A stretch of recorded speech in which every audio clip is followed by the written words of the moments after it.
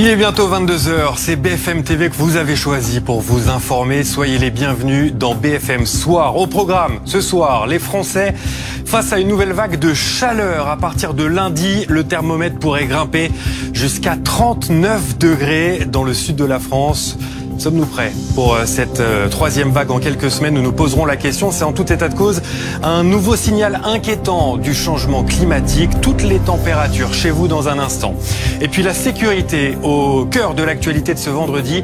À Paris, la rentrée du nouveau préfet Laurent Nunez. Vous l'avez vécu en direct sur BFM TV. Première prise de parole au Carrousel du Louvre pour détailler son programme d'action dans un contexte national déjà chaud. Gérald Darmanin, le ministre de l'Intérieur, sera lui sur le terrain à Lyon demain, 10 jours après l'agression de 3 policiers dans le quartier de la Guillotière. Direction l'Ukraine ce soir dans BFM Soir avec un 156e jour de guerre et une image bien plus qu'un symbole, celle-ci, le président Volodymyr Zelensky qui s'est rendu aujourd'hui dans le sud du pays. La raison de ce déplacement, la supervision d'un premier chargement de céréales suite à l'accord trouvé avec les Russes il y a une semaine. À suivre le point complet sur la situation. Et puis, cette drôle d'image dans la cour de l'Élysée, alors que la sobriété énergétique est demandée aux Français, les voitures des ministres qui attendent leurs occupants, moteur allumé, climatisation enclenchée. L'opposition s'est emparée du sujet évidemment et nous en débattrons dans BFM Soir. Mais D'abord, direction les Kentucky. Dans un instant, nous y serons avec Lubna Hanaki. Mais ces images particulièrement impressionnantes dans le Kentucky, donc une vague de chaleur en France, mais là-bas aux États-Unis, 16 personnes sont mortes dans ce qu'on appelle déjà les pires inondations du Kentucky à travers l'ensemble de la planète. Donc le changement climatique qui fait parler. Et pour parler de ce changement climatique sur le plateau de BFM TV ce soir, nous avons Patrick Marlière, météorologue et directeur d'Agathe Météo, Serge Zaka, climatologue spécialisé sur l'impact sur les écosystèmes et l'agriculture, et Élise Nakarato, responsable climat et agriculture chez Oxfam France Météorologie.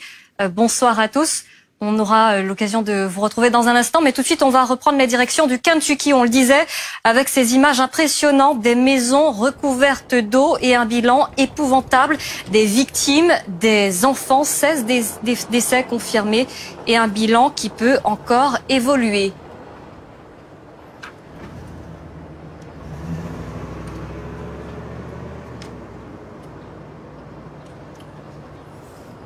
Elle est avec nous. On va la retrouver dans un instant. Notre envoyé spécial sur BFM TV, Lubna Hanaki. Lubna, la situation est particulièrement inquiétante dans le Kentucky. Oui, absolument. Vous l'avez dit, un bilan lourd, au moins 16 morts, parmi lesquels des enfants, et un bilan qui pourrait s'alourdir dans les prochaines heures selon le gouverneur du Kentucky, car pour le moment, il est encore difficile pour les autorités d'évaluer la situation, tout simplement parce que de nombreuses zones restent difficiles, voire impossibles d'accès, bloquées par les eaux. Les équipes de secours ne peuvent avancer ni par la route, ni en voiture, car elles peuvent uniquement accéder à ces zones par voie de bateau ou hélicoptère pour évacuer les gens qui sont encore bloqués. Le président Biden a déclaré l'état de catastrophe naturelle dans le Kentucky pour faciliter l'envoi de renforts et de moyens supplémentaires justement. Et vous l'avez vu sur ces images, les pluies torrentielles ont été d'une force telle que des routes entières ont été emportées, transformées en torrents, des maisons, des véhicules. La montée des eaux a surpris les habitants en pleine nuit et il reste encore des zones avec lesquelles il est difficile de communiquer parce que les installations téléphoniques ont été endommagées. Des dizaines de personnes sont encore portées disparues et c'est pour cela que les autorités craignent que le bilan s'alourdisse dans les prochaines heures.